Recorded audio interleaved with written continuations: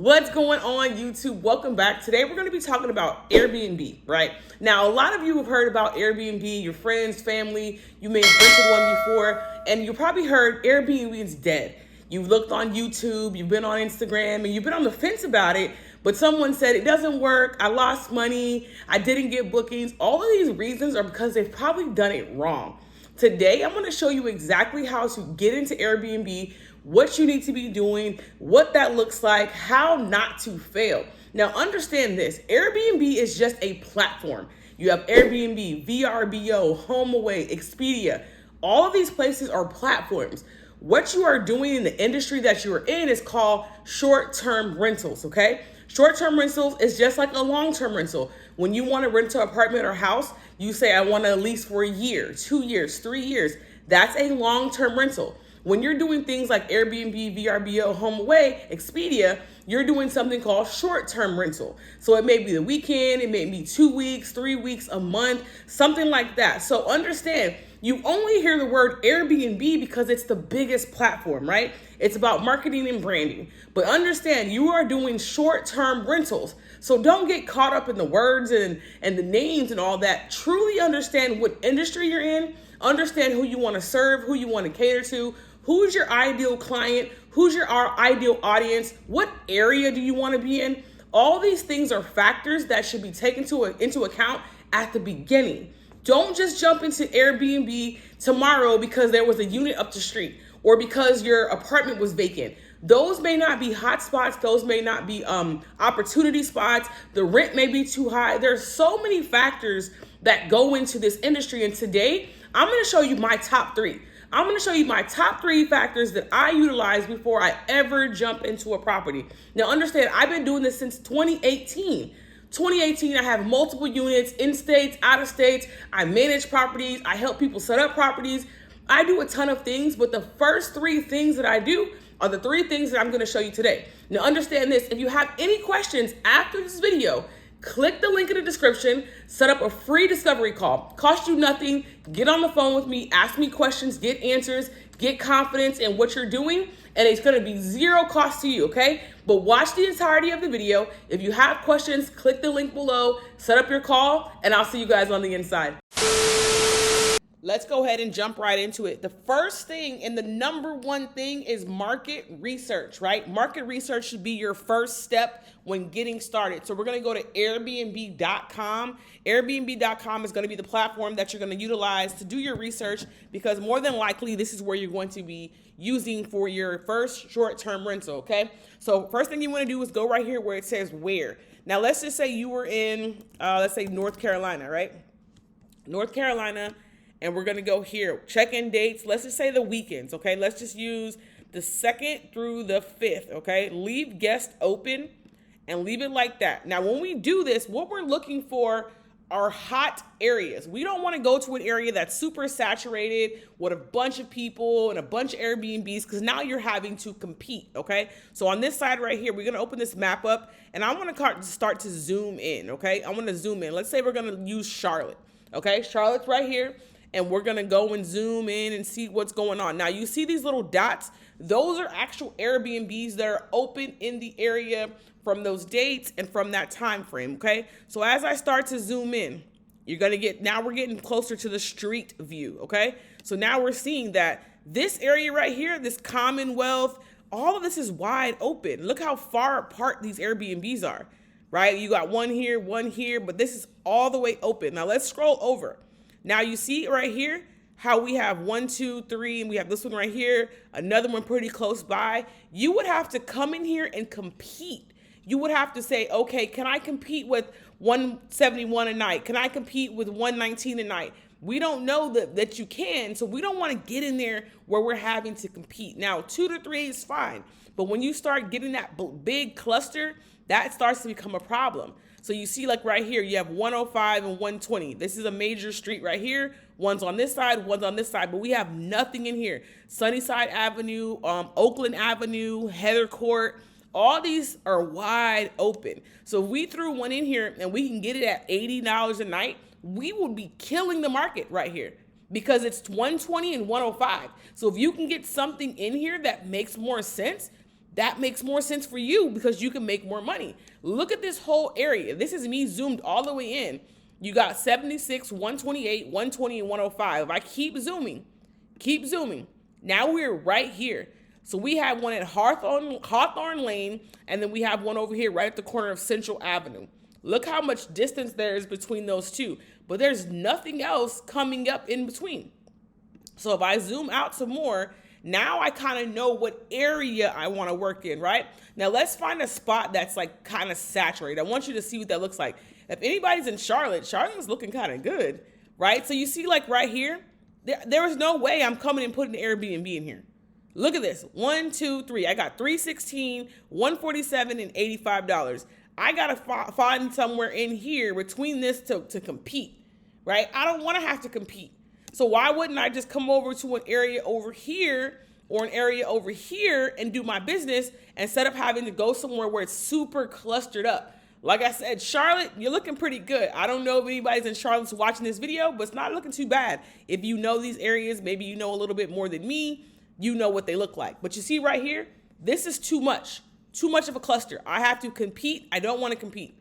I don't want to have to get in here and compete with these guys. Look at this, stacked on top of each other. Look how they're going to have to compete with the pricing. You see 137, 113, 145. Imagine your rent being super extremely high and you can't even compete with these guys. This is too many for my liking.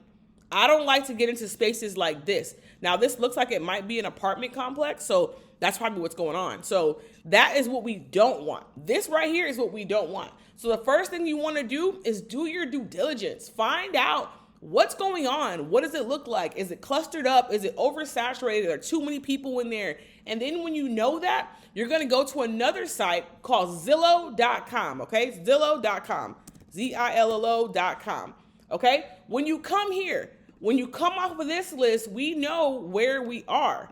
So let's say we want to come in here, North Church Street in, let's say, Charlotte, right? I don't know this area, so I'm going to have to do some research. North Church Street, URCH Street, Charlotte, just so I can get more of like the zip code because I'm not from the area, so I don't know it. But this is all research, but you would know that. So this is that zip code, okay? So I'm going to take this zip code and this information, and I'm going to take this into Zillow to go do some research on the area, okay? So I'm going to take that in there, 28202. Once I put that in there, I'm going to come up here and I'm going to go for rent. I'm going to look at the price range that works for you. If your price range is $1,500, put $1,500, right? Whatever works for you, whatever you can pay. Beds and bath, I like to do at least 2 bedrooms. Bath, I'll leave it open, but 2 bedrooms is a little bit more for your bang for your buck, okay? Now we want to go houses, apartments, townhomes, entire place, okay? Leave those all on.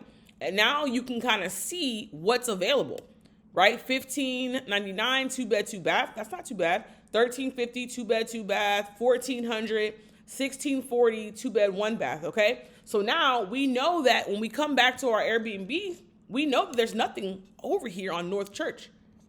It's a ton of room over here.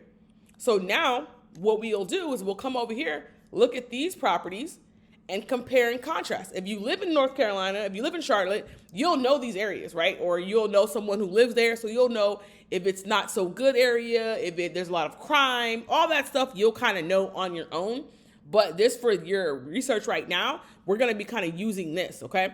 So we know that in here, we only have 133. There's not too much else over in this North Church area, kind of running through here. Now, North Church kind of runs, let's see. It kind of runs a little further down, but I'm thinking it's somewhere in here. But now I know, okay, 1,400 for a 2-1. This is a 2 bed, boom, 2, 1.5, 16. So now what we're gonna do is we're gonna go look at the properties, set up an appointment, walk the properties, see what the neighborhood's like, see what's going on, see if it all makes sense. So that's number 2. Finding the area. After you do your research, then go find a property. Go walk the area. Go see if they allow, smart locks on the doors. You don't have to tell them that you're doing Airbnb. You want to just go see the area first. Do your research. Do your due diligence, right? If it's an apartment, ask the right questions. See what's going on. If it's a house, talk to the landlord. Find out what they have going on. The third, The third and the most important is going to be calculating your expenses, okay? So we know that over here, they're getting $133 a night, all right? So that's $133 over here. So we know that we can now come in here, take our monthly. So we say this one's $15.99, so we'll call it $1,600, okay? $1,600, and let's say we're gonna add an extra $300 for your electricity, your internet, and your security, right? Plus $300. So this is where we're at all in, and divided by 15 nights. Do not divide it by 30 because that means that you are booked every single night. The likelihood of that is kind of slim. So divided by 15, and you should be at $126 a night. That's the minimum you should be at in order to at least make rent and utilities at 15 nights, all right? 15 nights means you need to be at $126. Now we know this one's at $133, and this is a, let's open it up so we can see what they're working with. This one is a studio, 1 bed, 1 bath at $133. So we're good because we're looking at a 2-bedroom. All right, so now you can see they have 204 reviews. They have a 4.8. Okay, this property looking pretty good. So you can come in here and see what they're doing. It's working for them because they have bookings, they have reviews, and you can see what kind of decor they have, what level of cleanliness or what level of decorations they have to see, okay, cool. Will my unit be big enough? We have a 2-bed and we know we can have to be at 126 to just break even on all bills and expenses. We could easily go up because our number was 1,900. So if we want to be at 135 times 15, now we're at 2,025. So we subtract 1,900. This is our profit for the month at 125 at 15 nights. Now, of course, you're going to want to do more nights, but I like to be more realistic. Put it at 15. Of course, if you go over, that's great. But we don't want to be less than 15 because we need to make bills get paid. We don't want to come out of pocket, okay? So now let's go down to something that's like $1,350, which is a 2-bed. Looks really nice, right? So we do the same thing. $1,350, add our 300. We're at $1,650, right? $1,650, we know that. Divide that by 15. Now we only have to be at 110 per night. Now we can really play the game because now we have more room. So even if we did our 135 times 15, this is what we're at again, and we know what our profit is because we can easily do the numbers. So number one, do your research. Get on Airbnb.com, do your research. I don't care if it takes you a day, 2 days, if you have to do it in other cities and figure it out. Take more time on step one than any other step, guys. Step one. Step two is this: go to Zillow.com. Put that area in after you find it. Go and do your research for rent and prices and all of that stuff. Then step three is do your calculations. Do your calculations. If you don't know your numbers, you can get yourself in a very, very bad situation, right? Let's just say your rent was $2,500 plus your $300 for your extra. You're at $2,800. Divided by 15, you would have to be at 186 per night. When we looked at the map, there were no units at even close to 186 per night. Just look at that. 133, 116. You have a 180 way over here. It's nothing over here. So you coming in at 186 a night, you may be out of range. So why would I go stay with you when I can stay with the 133 or the 114 or the 156? So then what happens is because you didn't do your numbers properly, you're trying to sell yourself at 186 and you're not getting bookings. And what's going to happen is you're going to have to come out of pocket and pay the difference, okay? So make sure you do all the steps. If you have any questions, comments, or concerns, click the link in the description, set up your free discovery call. Let's get on the phone. Let's have a conversation. Let me help you. But if you have anything, make sure you do that. I'll see you guys in the next video.